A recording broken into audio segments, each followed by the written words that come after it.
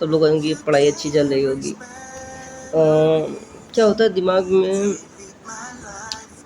कई दफ़ा आपको लैक ऑफ क्लैरिटी होती है, प्लान आपका बहुत ही रोबस्ट नहीं होता, क्लियर नहीं होता कि हम कैसे आगे बढ़ेंगे, है ना? तो आप मेहनत करते हैं, कुछ काम करते रहते हैं, लेकिन बीच में आपको लगता है कि यार आप काम कर रहे हैं कि नहीं कर रहे हैं, जो चीज़ करना चाहते हैं वो चीज़ हो रही है या नहीं हो रही है। डाउट्स जनरेट होने लगते हैं और आप क्वेश्चन करने लगते हैं अपने आप को। तो अभी क्या हुआ कि अभी कुछ दिनों पहले GS4 मैं कर रहा था, थोड़ा मैंने किया, लेकिन टाइम लग बीत गया, लाइक 3-4-5 दिन हो गए और फिर ऐसा फील हो रहा कि मैंने उसमें कुछ किया ही नहीं, ऐसे हो जा रहा है। तो फिर मैंने सोचा चलो हम सब्जेक्ट चेंज करेंगे ताकि this time we can structure it better और हमको फील हो कि हम कुछ काम कर रहे हैं, है ना? और ऊपर से जो ऑप्शनल कर रहे हैं, ऑप्शनल में क्या रहता है, टॉपिक्स रहते हैं ढेर सारे और उनको रीड करना, फिर उसके बाद लर्न करना, साइमल्टेनियसली भी कर सकते हो। लेकिन मुझे ऐसा लग रहा है कि एक बार मैं रीड कर लूँ पूरा, हालांकि कर चुका हूँ, लेकिन एक बार फ्लो में जब आप बने रहते हो ना, कि जैसे कोई काम डेली करते रहते हो तो वो ज़्यादा बेहतर रहता है वो काम। जैसे एक बार आप रीड कर लोगे कोई चीज़, फिर छोड़ दोगे उसको 2-3 महीने के लिए, तो फिर it does not helps much. तो इसलिए आप कोई चीज़ है उसको आपको डेली ही करना पड़ेगा। तो मैं फ़िलहाल अभी रीड कर रहा हूँ, पढ़ ले रहा हूँ, कोशिश कर रहा हूँ कि फिर उसको रिवाइज़ कर सकूँ। हालांकि it becomes difficult because content हो जाता है काफ़ी सारा, और फिर वो जो एक एनवायरनमेंट होता है ना, जैसे अब आप पेपर वाले एनवायरनमेंट में बैठते हो तो आप थकते नहीं और 3 घंटे बीत जाते हैं लिखते लिखते, थक जाते हो मान लो, लेकिन आप वैसे नहीं थकते हो कि आप 1.5 घंटे हुआ और आपने 6 क्वेश्चन किए और फिर आप थक गए, आपको लग रहा है कि यार अब ज़्यादा दिमाग नहीं सोच पा रहा है। ऐसे ये सब चीज़ें नहीं होती एक्चुअल एग्ज़ाम में। एक्चुअल एग्ज़ाम में जब होता है क्वेश्चन पेपर मिलता है तो आपका टाइम कम पड़ जाता है ना? लेकिन यहाँ पर ऐसा हो जाता है कि आप काम कर रहे हैं, कुछ काम करेंगे, थोड़ी देर बाद आपको लगेगा कि आपका दिमाग एक्सेप्ट नहीं कर रहा कंटेंट। चलो कोई बात नहीं। तो फ़िलहाल अभी तक क्या चल रहा है मेरे दिमाग में, मैं ऑप्शनल कर रहा हूँ, पढ़ रहा हूँ उसको, ठीक है, पढ़ रहा हूँ, उसमें आगे मैं प्रोसीड भी कर रहा हूँ, so it is all good. लेकिन टॉपिक्स अभी भी बाकी हैं मेरे 2-3, तो मुझे लगता है अभी 3-4 दिन उसमें और लग जाएगा। चलो ठीक है, लग जाने दो। उसके बाद फिर मैं क्या करूँगा, उसके बाद मैं सीधा PYQ अटेम्प्ट करूँगा, PYQ लिखूँगा। जो भी उसमें क्वेश्चन है, जो क्वेश्चन जिस टॉपिक का है, उसी टॉपिक को उसी दिन रीड कर लूँगा। और ऐसा मैं करूँगा कम से, हाँ, यही करने की कोशिश करूँगा। इसमें भी प्रॉब्लम ये आएगी कि तुम कितने क्वेश्चन लिखोगे और कितने टॉपिक रीड करोगे डेली, उसके ऊपर मैं अभी सोचा नहीं हूँ। लेकिन मेरा प्लान ये है कि एक बार मैं पहले रीड कर ले रहा हूँ। ऑप्शनल पेपर 2 पढ़ रहा हूँ मैं, उसको रीड कर लूँगा। रीड करने के बाद मैं PYQ उठाऊँगा और उनको लिखूँगा। उनको नहीं लिखूँगा तो फिर मैं कुछ और करूँगा, फिर मैं उसके ऊपर ब्रूड करूँगा, हर एक क्वेश्चन के ऊपर जो भी मैंने पढ़ा है, मुझे कितना याद है। उसके बाद जो मेरा सोर्स है मैं उसके पास जाऊँगा और वहाँ से फिर से रीड करूँगा, देन वापस आऊँगा, फिर राइट करूँगा। ये मैं प्रक्रिया अपनाऊँगा। लेकिन कई दफ़ा क्या होता है, आप धीरे धीरे कर नहीं पाते। बट मुझे लग रहा है कि फ़िलहाल इन दिनों मेरा ठीक चल रहा है। मैं डेली ऑप्शनल पढ़ रहा हूँ 4-5 घंटे। तो भी दिक्कत कहाँ आ रही है? दिक्कत ये आ रही है कि जो ऑप्शनल के साथ साथ GS का पोर्शन होता है वो भी चलना चाहिए, क्योंकि things to be studied, they are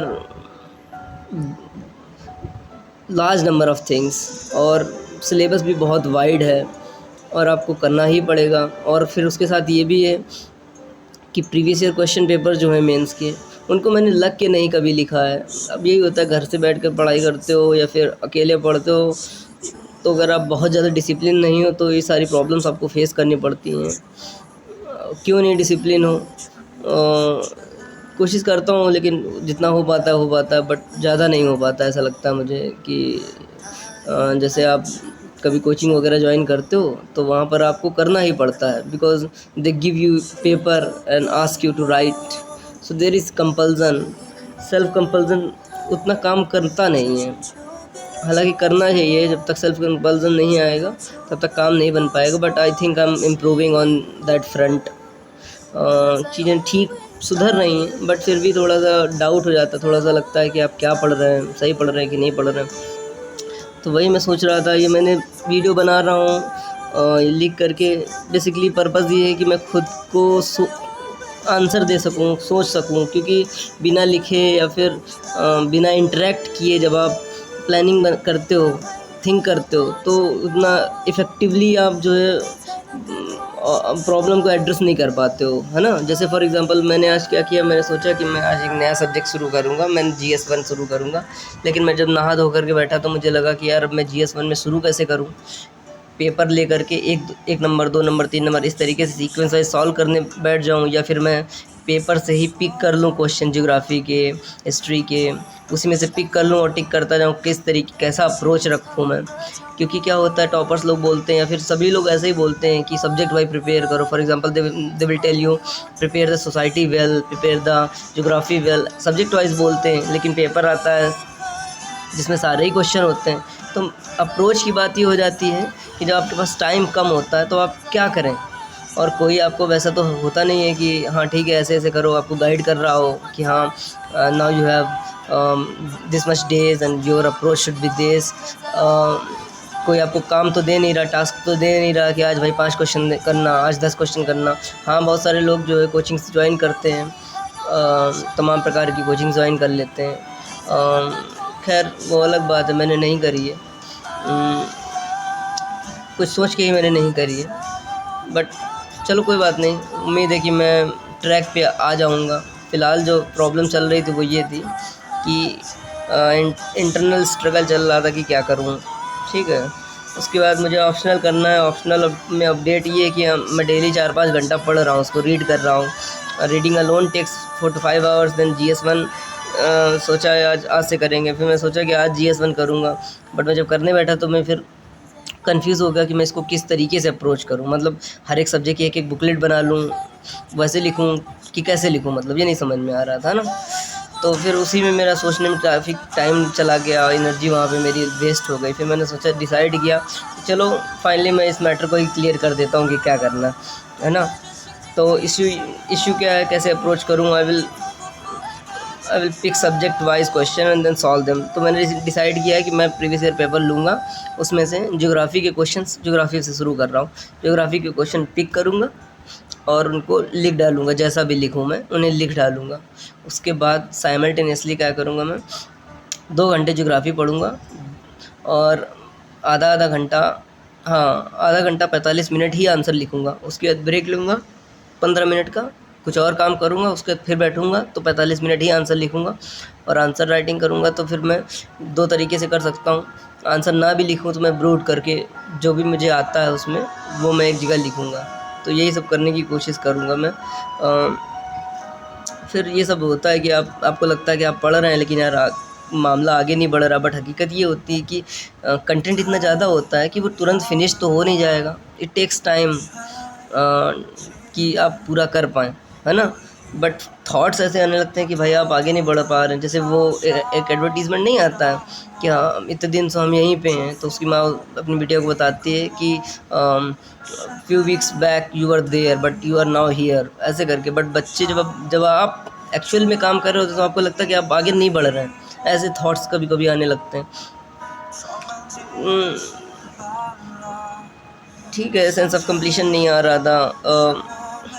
ठीक है, तो फिर मैंने डिसाइड किया है डाउट नहीं करना चाहिए अपने आप को। कई दफ़ा ऐसा लगता है कि आप क्या कर रहे हैं, आप कर पाएंगे नहीं कर पाएंगे, तमाम प्रकार की बातें आने लगती हैं। प्लान ऑफ एक्शन अभी क्या होगा वो मैंने डिसाइड कर लिया है, क्या करूँगा।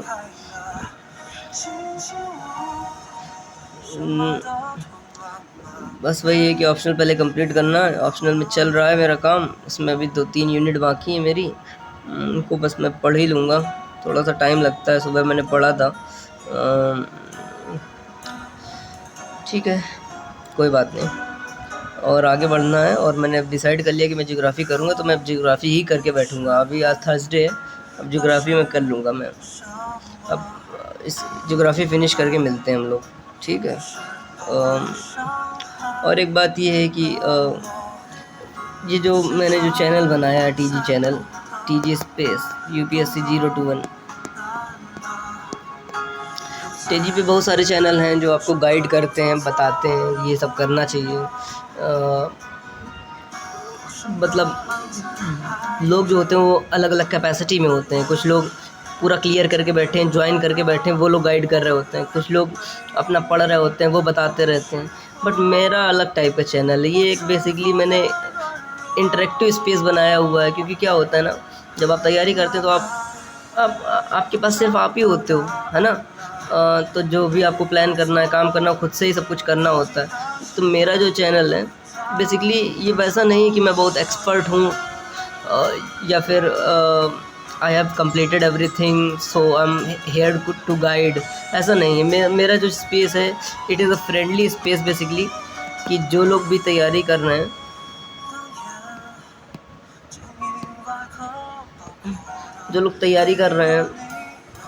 उनको भी कोई भी प्रॉब्लम आती है तो वो शेयर कर सकते हैं, और जो मुझे पता है वो मैं बताऊंगा। बट मैं अपने आप को ऐसे प्रेजेंट नहीं करने की कोशिश करता हूँ कि मुझे सब कुछ आता है और ऐसे ऐसे करना। हाँ, ये है कि जो चीज़ें मुझे समझ में आती मैं उन्हीं पर बताता हूँ। अब जैसे मेंस है, ऑप्शनल है, इनमें मेरी पकड़ उतनी अभी स्ट्रांग नहीं है, इस वजह से मैं इसमें गाइड नहीं करता हूँ कि ऐसे ऐसे करना चाहिए। हालांकि ये बात है कि खुद को गाइड करना कठिन होता है, पर दूसरे को गाइड करना आसान होता है, समझे ना। अभी मुझसे कोई पूछे कि मुझे ये करना है तो मैं उसके लिए प्लान बना सकता हूँ, उसको गाइड भी कर सकता हूँ कि क्या क्या करना चाहिए। बट वही काम खुद के लिए जब करना होता है तो थोड़ा सा डिफ़िकल्ट हो जाता है, थोड़ा नहीं काफ़ी डिफ़िकल्ट हो जाता है बेसिकली। तो इसीलिए मैं दूसरों के लिए नहीं करता हूँ ये, खुद के लिए ही करता हूँ ये जो भी मेरे डिस्कशंस होते हैं। तो अब जैसे मैं ज्योग्राफी कर लूँगा तो मुझे पता चल जाएगा कि क्या क्या प्रॉब्लम्स आती हैं।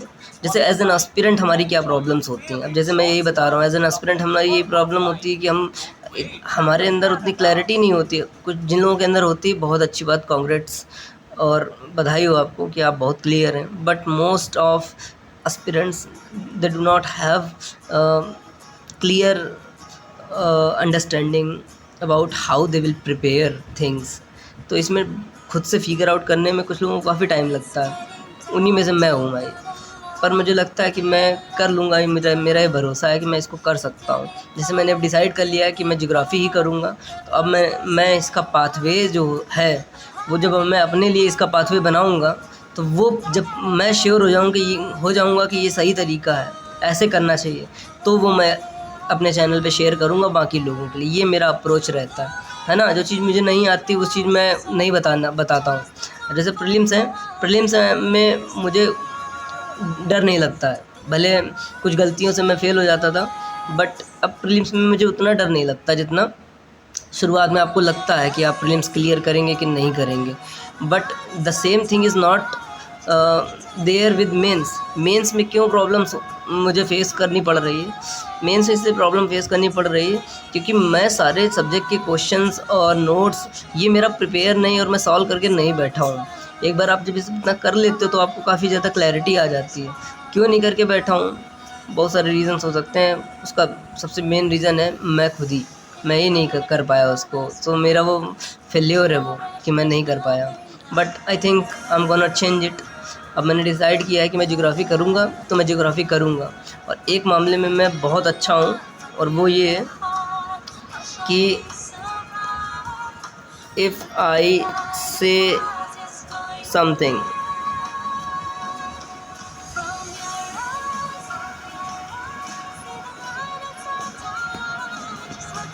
then I do it। Geography मैं करूँगा, पीवाई की करूँगा, प्लस थ्योरीज की रीड करूँगा।